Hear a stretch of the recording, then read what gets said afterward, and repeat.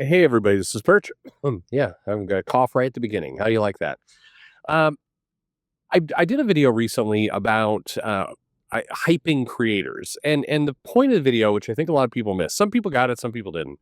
But the point of the video was that we go through these cycles where comic creators all kind of dogpile on hyping a creator, and usually they do so in a severely over the top and almost carbon copy way that is puzzling. It doesn't help the comic. I was going to say in most cases, but I'm struggling to think of ever has it helped the comic. It doesn't help the creator, and he just sort of kind of left wondering what in the hell is going on. Like, why is everybody doing the same kind of round? It's the best guess I have is that you get a writer who the publisher seems to be showing a little bit of confidence in. It's like Colin Kelly and Jackson Lansing. We like them. We're giving them books, and then suddenly a bunch of other creators randomly will kind of hop on like, "You are not ready.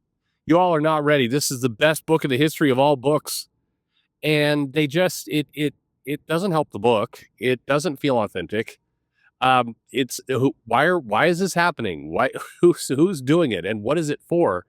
And quite frankly, then you meet up with other creators at like after a show or during a show, and the creators are all shitting on the person that's getting complimented, even when they were part of that group complimenting them. They like it's the weirdest thing. I can't tell you how many writers and artists have complained about Kelly and Lansing and now Denise Camp in the comfort of the hotel bar next to the convention. But or in mail or in text or anything else. But then you go online and they're praising the person up and down, and it's like, what is this for? What are we doing here? A couple of you though, like I said, misunderstood the point of the video. It really is kind of an open question of like, isn't this weird? That was really the extent of it. And does this help? No. But several of you came in with the, well, Perch, I don't understand. And here's where I'm gonna hope you're trolling or just kind of intentionally playing dumb, because it's not a hard thing to figure out. People are like, but you said that comic creators should market their stuff, and now they're marketing their stuff, and now you don't like it. Which is it? It's like, all right, taking a step back here. I don't think that it's necessary to add the words competently to the end of sentences. Is it? Like, is that something that is needed? So marketing. I know that for several of you, you watch YouTube or you see. I'm still blown away, by the way, of people who are like, I no longer watch any Hollywood media. I don't watch TV. I don't watch shows. I just watch YouTube. And people comment on the shows I no longer watch. That's strange to me. I I don't know. More power to you. You do what you like. But that seems odd to fully go in on that content. You're getting a very weird perspective of the world around you. And anyway, whatever. Your time is your own. But if you listen to a lot of shows, if you've been on Twitter and everything else, there's been a lot of people who have criticized and critiqued marketing. And I think in general, marketing has been the butt of jokes. It's like, oh, this person's in marketing. And the way we're supposed to, I think about it is that the marketing is marketing is a way to lie to you to get you to buy something. Like, hey, this piece of shit food at Arby's, it's food. It's good food. It's meat. There's so much meats. We've got meats. Please ignore the fact that it's, questionable meat. Probably isn't meat. Definitely isn't meat. But you're going to love it. Look, here's Taylor Swift. She loves it. She loves Arby's. She loves those. I'm not going to make the gross joke I was about to make.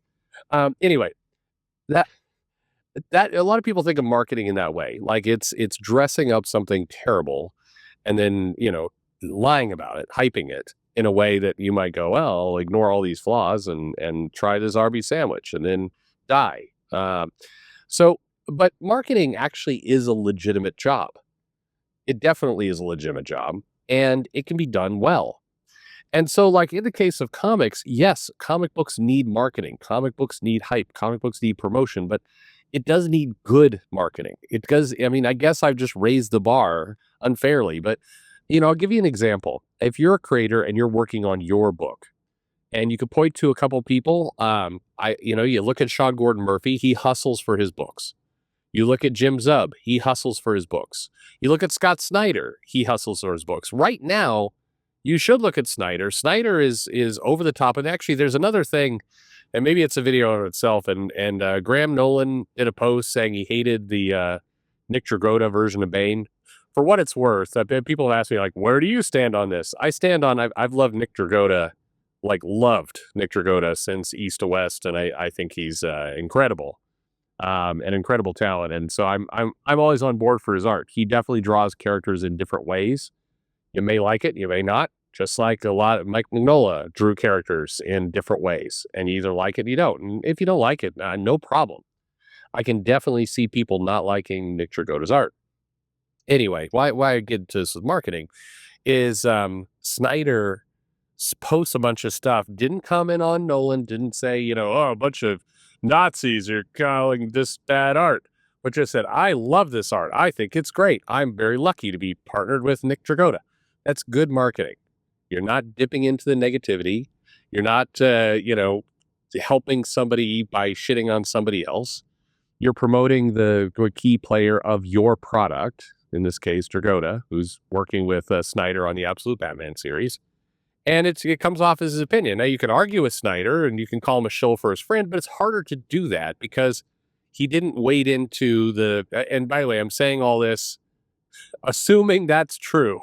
I didn't see anything. None of you sent me anything. Maybe there's some other post out there where Snyder's like, oh, these Nazis are after us. I didn't okay, fair is fair. I didn't see it. But generally speaking, Snyder typically, it's why so many people were kind of confused and eyebrow raised when he did the, as a man, I shall not molest women post. It's like, what? Why'd you feel the need to write that? But generally speaking, he markets. And I think you could criticize him for saying he overmarkets or overshills or overhypes his stuff. But, it generally is effective. What's not effective is saying things like, this is the best comic I've ever read in my entire life. And then like 50 other creators say the exact same thing, like a bunch of, I'll use the word NPCs, who are just regurgitating the same talking points. As well as, I don't know if this was ever popular, but at this point, it's an IQ test if you respond favorably to things like, y'all aren't ready for this. Yeah, we are. We're ready. Everybody's ready. Everybody is ready for a good comic. Everybody's ready for some good art, some good writing.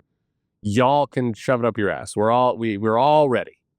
I don't know why. I hate that phrase. You all aren't ready.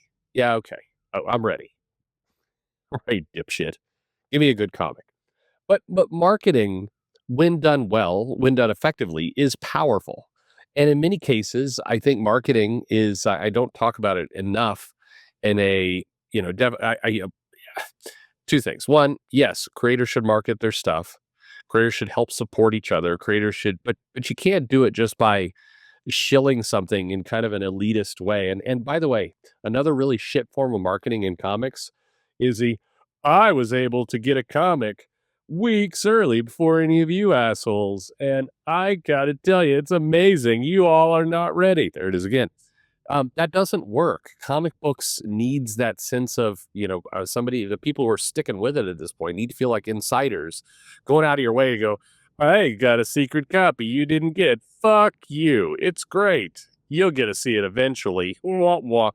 That's how it comes across. That's how I'm just begging you. If you even hate my channel, hate me, understand you're coming across like a prick, and that doesn't help sell the comic.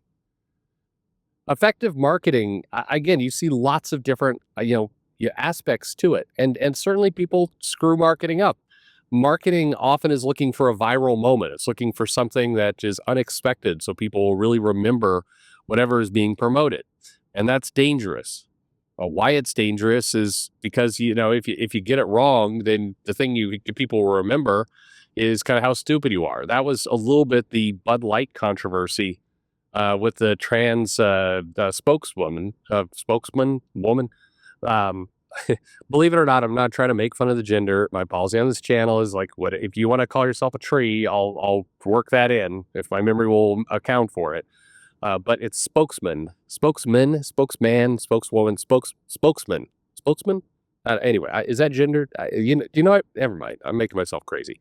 Anyway, that was an example of bad marketing because it got on the wrong end of what was basically a fairly simple thing: buy beer. So you could do controversial things. You could do things that are meant to kind of stick a memory or stand out, but it runs with more risk. There's a lot more to all this and that, but my point here is comic books desperately needs marketing. One of the most effective aspects of marketing is it gets the comic and gets the attention into other places. It gets it really good marketing gets distribution channels and places to sell your comic to take notice. It helps comic stores order more copies. Marketing is very effective, but it needs to be done correctly. And the kind of just randomly hyping people up that is not. First of all, you're hyping up a person. You're not really hyping up the comic, and it does not come across as authentic. And I think I'll leave with this: effective marketing.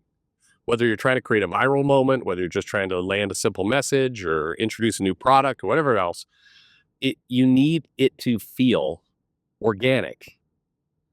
When it doesn't, it feels like the Roddy Piper. What was it? They Live? Is that what it was? Anyway, feels like you got the sunglasses where without sunglasses, like consume product, and then you put it on and there's aliens there. That's They Live, isn't it?